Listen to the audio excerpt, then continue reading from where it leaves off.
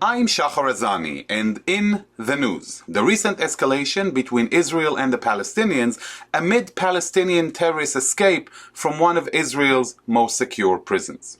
Israel in the last few days has launched a manhunt after 6 Palestinian terrorists escaped from the Gilboa prison, one of the country's most secure prisons. The fugitives include a former leader of the Al-Aqsa Martyrs Brigade, Zakaria Zbeidi, a group responsible for multiple suicide terrorist attacks against innocent Israelis, as well as 5 members of the Palestinian Islamic Jihad.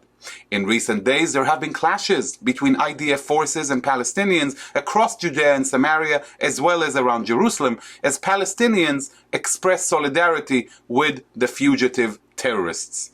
So what is happening on the ground, and what do we expect from here?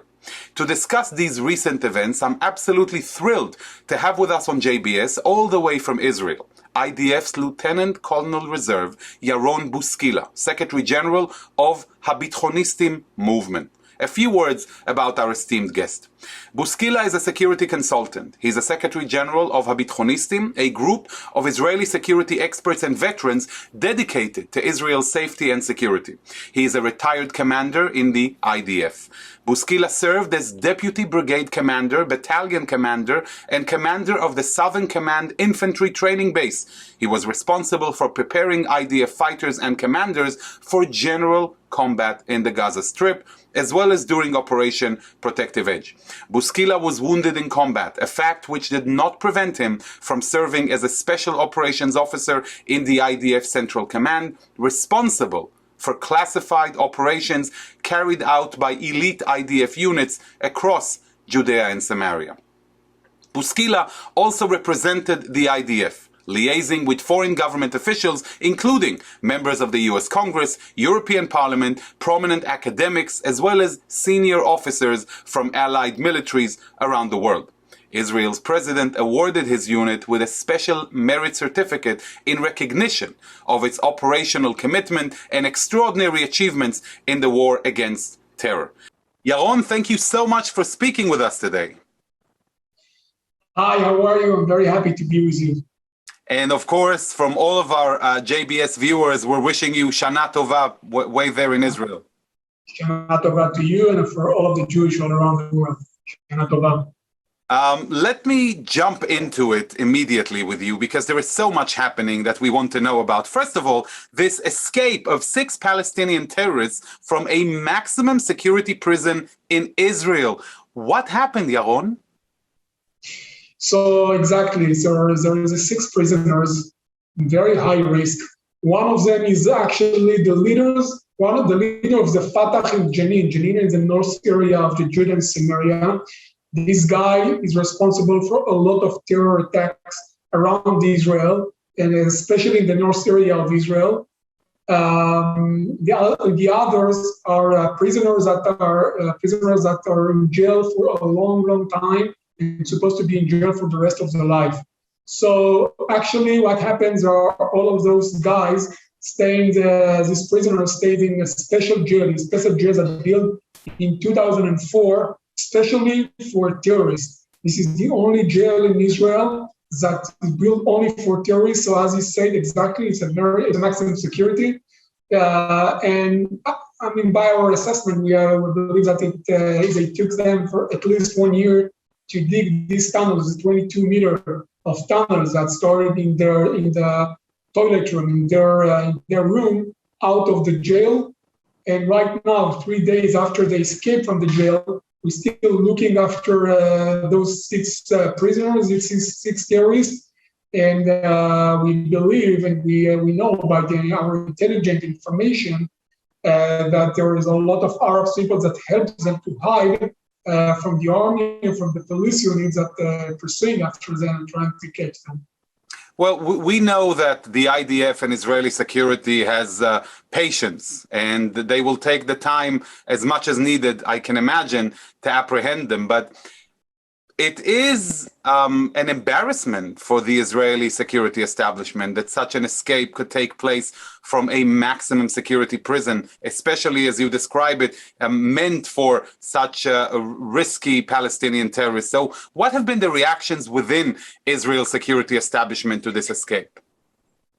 Well, first of all, yes, the army, the IDF is very patient, but you have to understand that these guys are very, very dangerous, and we are trying to avoid them to, first of all, of course, to make any terror attack again, and to gather all together and try to do a very big terror attack in the center of Israel, wherever there is an Israeli around the country. Second, we assume that they may try and to escape to Jordan, and through Jordan they can go all over the Arab world and to hide them, as happened with other terrorists before, not from the prison, from other places that we tried to catch them, and they just crossed the border between Israel to Jordan.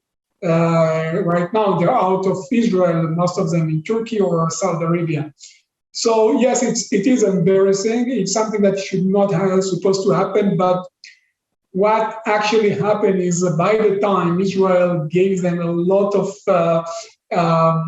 kind of abilities to get into this situation, because all of the prisoner issue is not just about dealing with the prisoner, it's dealing with the Palestinian Authority, that the Palestinian Authority demands Israel to give them a very good condition in the jail. And what happened by the time is that all of the terror activities actually started in the jail, all of the power, like the beaten heart of the terror in Israel, coming from the jail, starting from the jail, planning the jail, and they had a lot of abilities to connect with other terrorists out of the jail.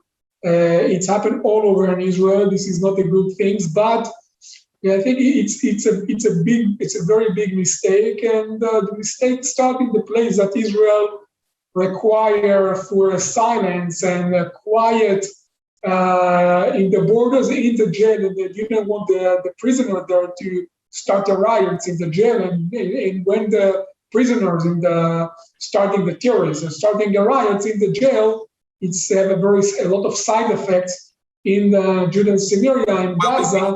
Yaron, before we touch on the clashes, I just want to stress on that point that you mentioned. So what you're saying is that the issue of the Palestinian prisoners goes far beyond the tunnel escape or that specific problem. The problem is far wider and reaches the core of their conditions of imprisonment. You're claiming here that Israel is allowing them much autonomy and freedom in managing their affairs within prison, up to a point, if I understand you correctly, that they're able to direct terrorist attacks against Israel from within Israeli prisons?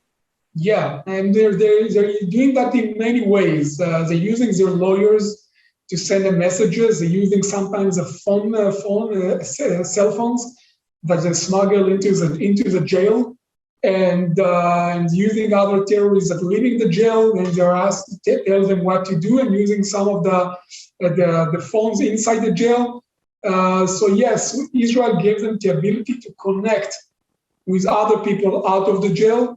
And they're doing that, not in a usual way. I mean, they're doing it in a very, very specific way, with giving the specific codes before they get into the jail. They're leaving the codes behind, and they're giving them very special codes to the people that are staying out of the jail and still in their area. So yeah, this is the main reason for the escaping. So, and do you expect?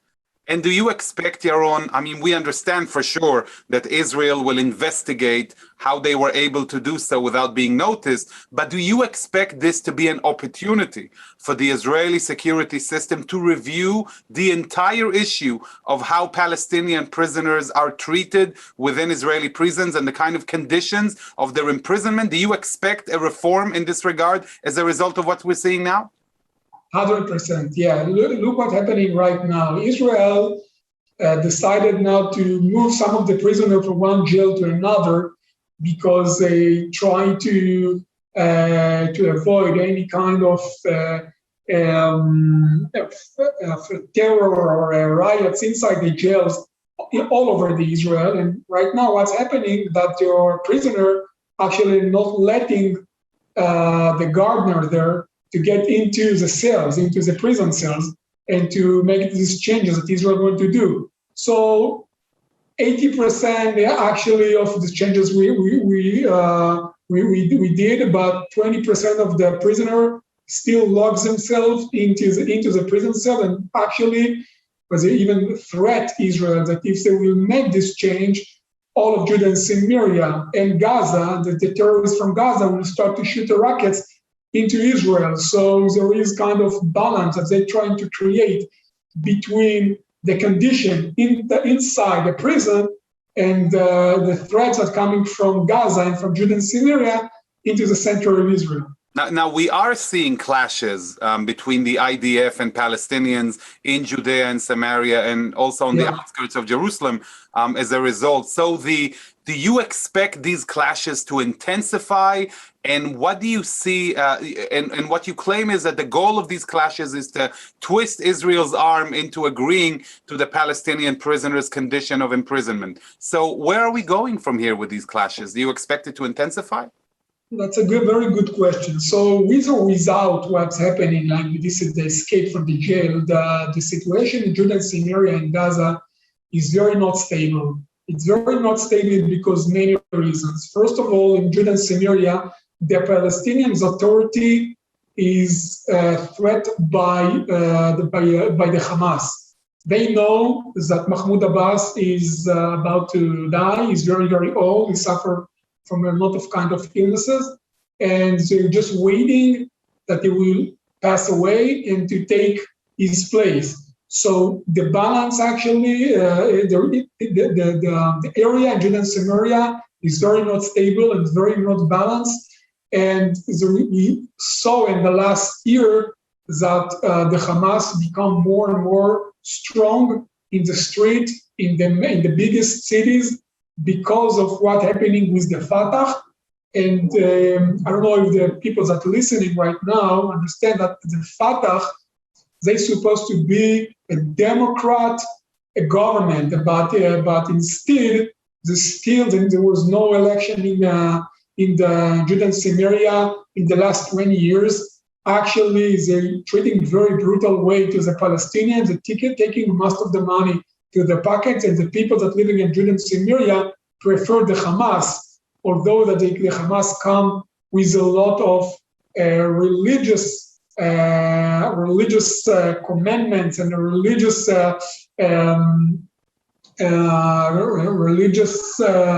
obligations, and say, okay, we have to change this. To change the Fatah and take the Hamas instead. And the same in Gaza, the Hamas is threat by another organization inside of Gaza, and he's trying to show how powerful he can be. But Yaron, I want to, before you jump into Gaza, I just want to conclude the issue of Judea and Samaria.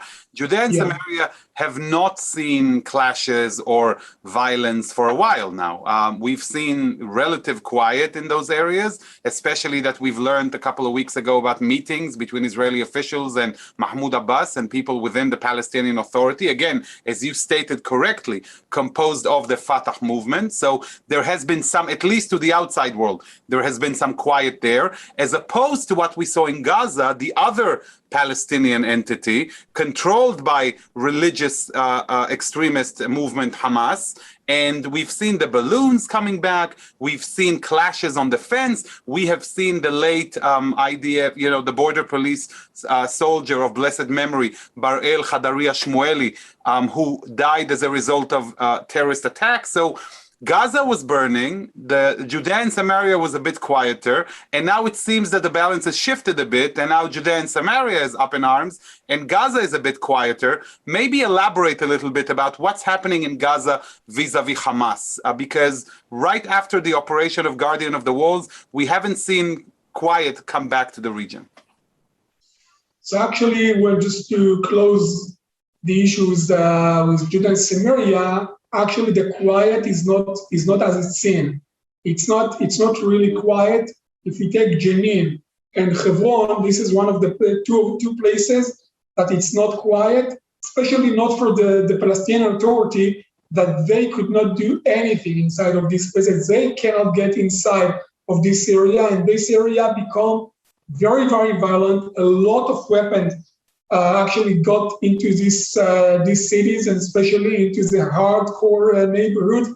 And even for the IDF, it become very difficult, not impossible, but very difficult to get into the main neighborhood in Jenin and in Hebron.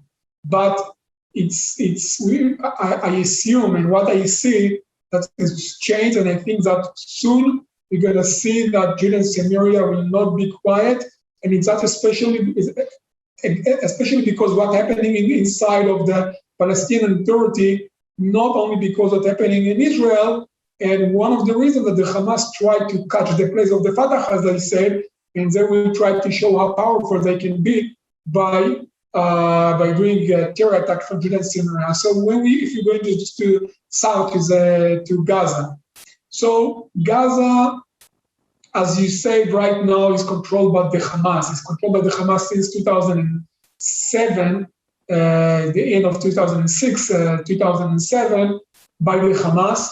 And the Hamas is just the hand of Iran. It's just he's not actually doing what he wants. He's doing what Iran actually want him to do, and they actually give them the money, give them the orders what to do. So they are just the front position of the Iran in Israel. If you take Hezbollah and Hamas, Hezbollah in the north and Hamas in the south, they are the front position of the Iran against Israel. So Hamas lately got into a problem, like financial problem, because Israel didn't allow to give them again money that was coming from started in Iran, and then from other countries that some of the money comes from the European Union into Gaza, and Israel blocked this money. So the Hamas finds himself that he cannot pay the salary to all of these soldiers, all of the Hamas terrorists, and they started to make riots and next to the borders of Israel. What happened actually with Shmuel Chadaria Shmuel, Zichrono Livracha, is that it started with the riots that come into the border because of the money that they didn't get. So I believe that the Hamas will try to show that he is identified with this prisoner. Maybe he will shoot in the next day some rockets into the close area like Sderot, Netivot, Ashkelon, just to see, just to show that he is support these prisoners, and the reaction of Israel will maybe increase the rockets. Yes or no, we will see in the future. It's very hard just to right now to say what will happen in the future. So it seems that the last few months have seen significant challenge towards Israel from the players in the region.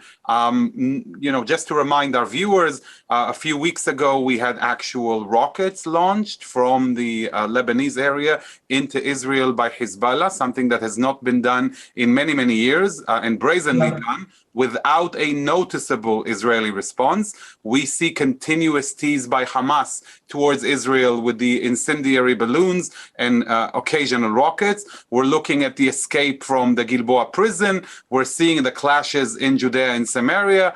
Where are we headed from here, Yaron? What do you expect the future to hold? So what we saw in the last months is that, especially what comes from Hezbollah, it's all because Iran is start to run into the nuclear weapon. They're trying to take us into a war in the north, to take us inside of Lebanon. So we will deal with the Hezbollah, or we will deal with the Hamas, and not with Iran. Iran is very focused right now and running with no limits, just with a nuclear weapon. I believe that there is two reasons. Maybe for one, the first reason, try to get into a new agreement with the United States, what agreement that the condition will be for their side with a better condition in the new agreement. So they try to show that soon, and when I say soon, I'm talking about the weeks, that they can get into a nuclear weapon. And the other option that they are really trying to get into a nuclear weapon. There is a new leader right now. His name is Ibrahim in Iran.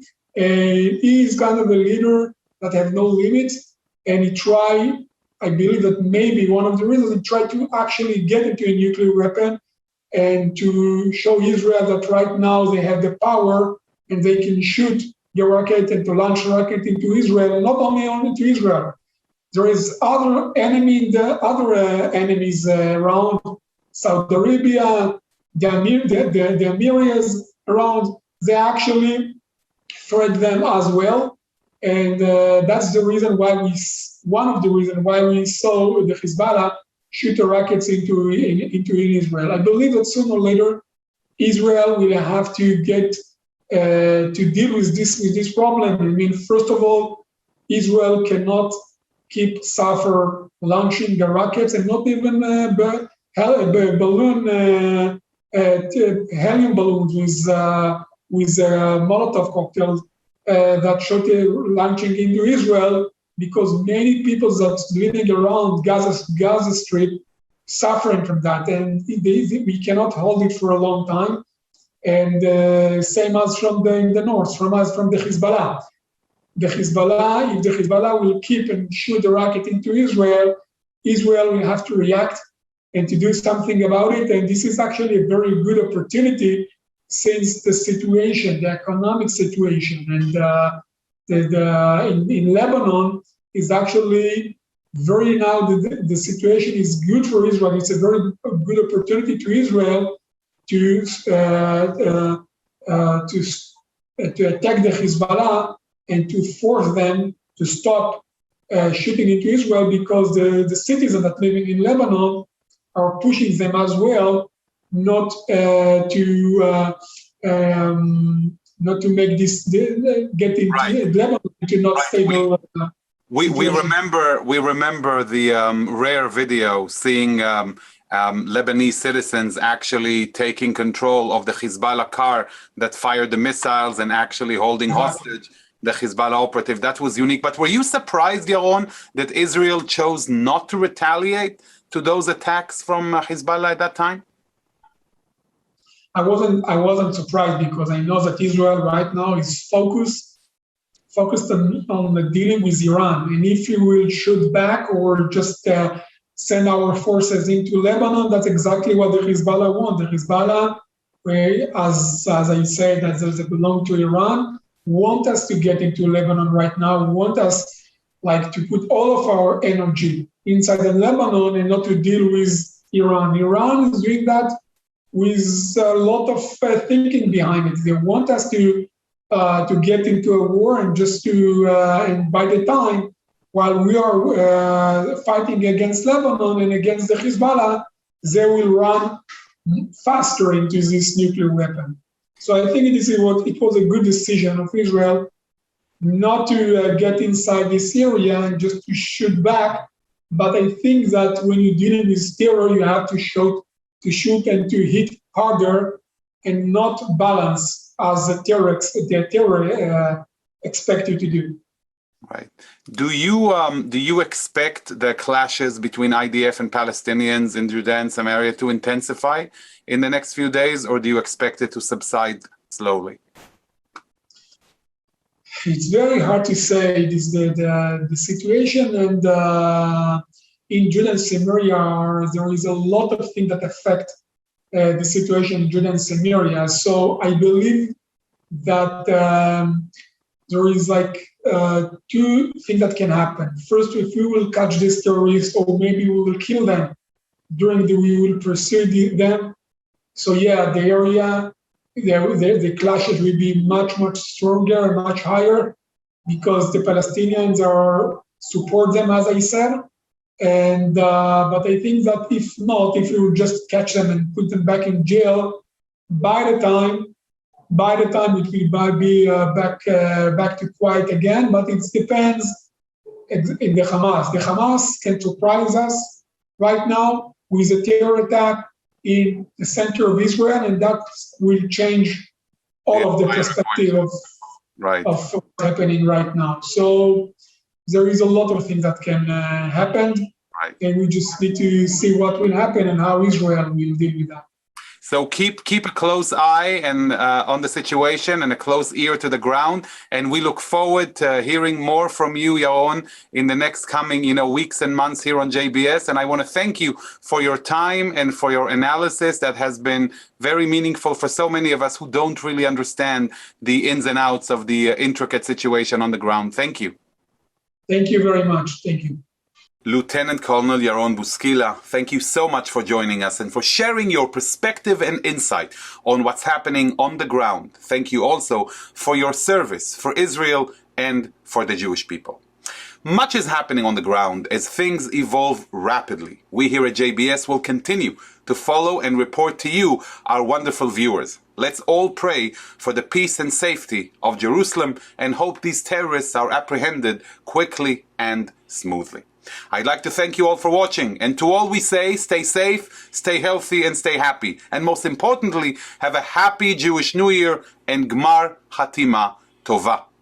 I would like to thank our director, Sloan Copeland, JBS's managing director, Dara Golub, our technical manager, Michael Paley, transmission manager, John McDevitt, and to our wonderful producer of In the News, Carol Lilienthal. For JBS, I'm Shahar Azani. Until next time, Shalom and להתראות.